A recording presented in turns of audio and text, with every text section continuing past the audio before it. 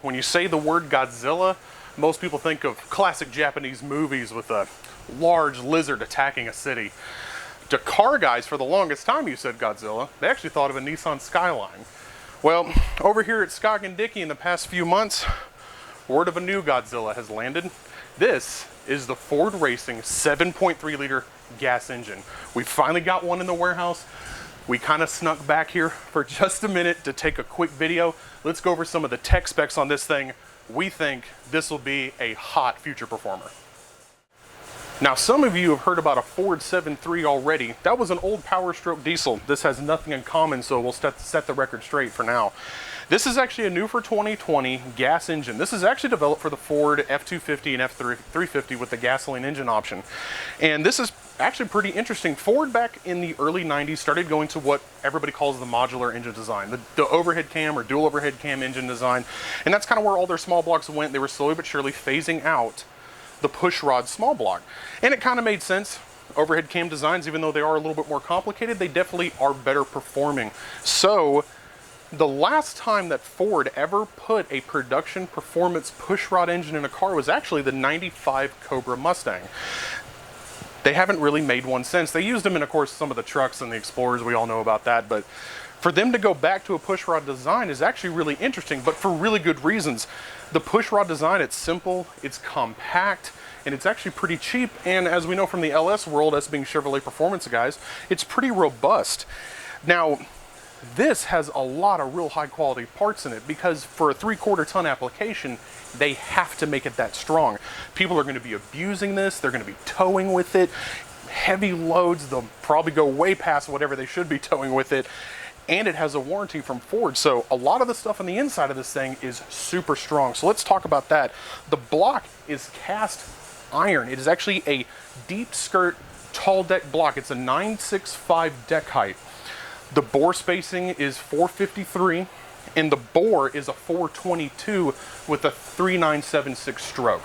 Comes out to 7.3 liters or 445 cubic inches. Deep inside of this heavy block is 6-bolt mains, a forged steel crankshaft, forged steel rods, and hyper-eutectic pistons to bring a 10.5 to 1 compression. This is actually designed to run on pump gas. It is not direct injected either. It's actually port injected. And as you can see here, the injector bosses are not in the intake manifold. They're actually in the cylinder head, directly in the ports. The ports in the cylinder head are real tall and high flow. Large valves, and I think they have tested, I believe I was told 320 CFM at 550 lift on the intake. That's huge, even though it is a huge engine.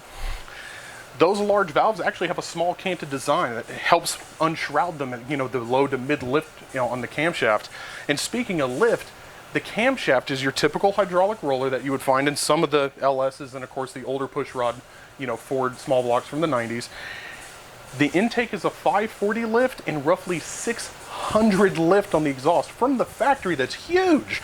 The valve springs are a single beehive design with a very large install height. We're pretty excited to see something like that built into a factory cylinder head, because that means in the future, we know hot rodders like you are going to take and put a big camshaft in this and take advantage of all the cylinder head flow that this thing has to offer in stock form. Now the push rods, it is a hydraulic roller camshaft, but it does have push rods, of course. They are a shortened push rod. They built the block with a raised cam height in it, which we also know that'll leave room for a lot of stroker applications. We're really hoping that somebody will take it from the 3976 stroke, maybe to like a 4 1/8 or even 4 1/4, build some, like a 496 or something like that. It'd be really sweet to see out of one of these with some CNC'd heads.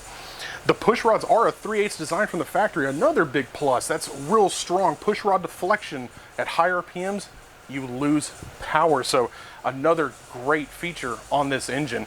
The camshaft does have what Ford calls VCT. It's variable cam timing, and it can be locked out for future performance applications. It's a very simple setup. They also use the same variable displacement oil pump that Chevrolet uses on the newer LT engines, and it works in much of the same way.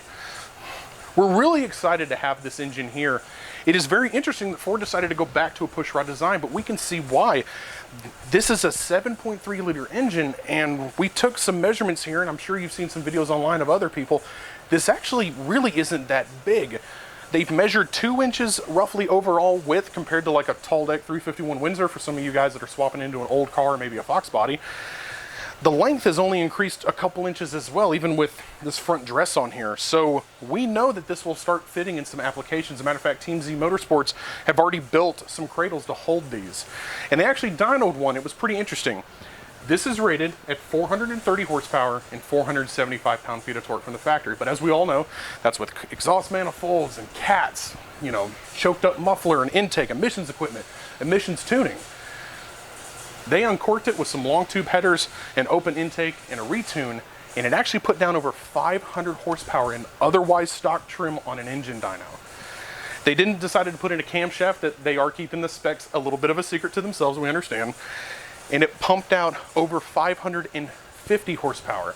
They finalized it with a billet sheet metal looking intake manifold to kind of get rid of the torquey long runner intake you see here with this oddly positioned throttle body.